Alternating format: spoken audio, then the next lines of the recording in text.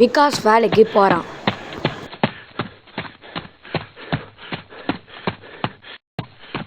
திடீர்னு அவனுக்கு ஒரு பயம் வந்துச்சு. என்ன பயம்னு சொல்லிட்டு கமெண்ட் பண்ணுங்க.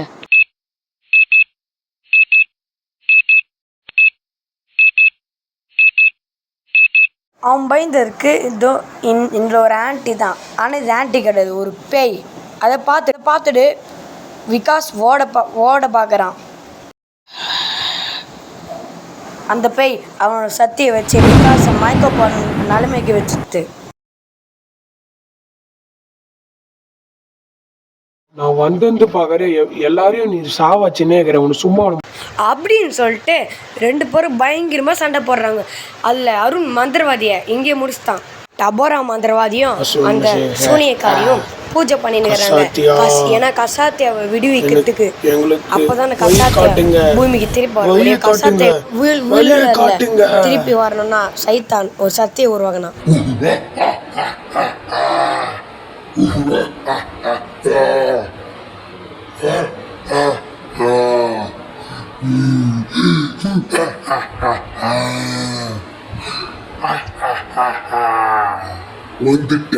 பூமி இப்போ என்ன ஆக போகுது வாங்க பார்த்துடலாம். கசாத்தா பூமி வந்ததுலேருந்து எல்லாரையும் கொண்டுதான் இருக்கிறான். வர அருண் கசாத்தை எதுக்க பாதாள நகரத்துக்கு போனான். ஏன்னா கசாத்தி அங்கே தான் இருந்தான். கசாத்துக்கு அருணும் பயங்கரமாக சண்டை.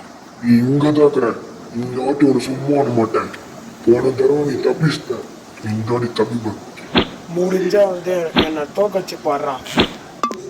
எனக்கு தனியாக நிறைய சாமி இருக்குதுறான். முடிஞ்சா தோக்கச்சு பாரு. இந்த மனிதனோட நம்பிக்கை என்கிட்ட இருக்குது. என்னை தோக்கத்து அவ்வளோ சாதாரண விஷயம் இல்லை. இனிமேட்டு நான் உங்ககிட்ட தோக்க மாட்டேன்.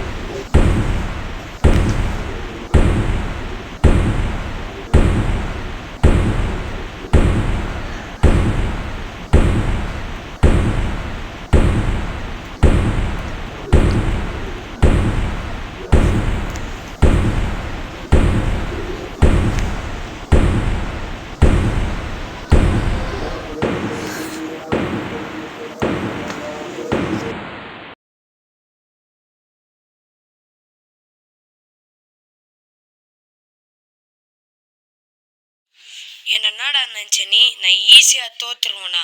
கிருஷ்ணர் எனக்கு வரம் கொடுத்துக்கிறாரா. முடிஞ்சா என்ன அழிச்சு காமிடா. டே, போன வாட்டி வேணா நான் அழிச்சிருக்கலாம்.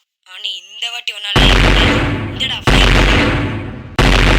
சத்தியம் தாக்கு போச்சு.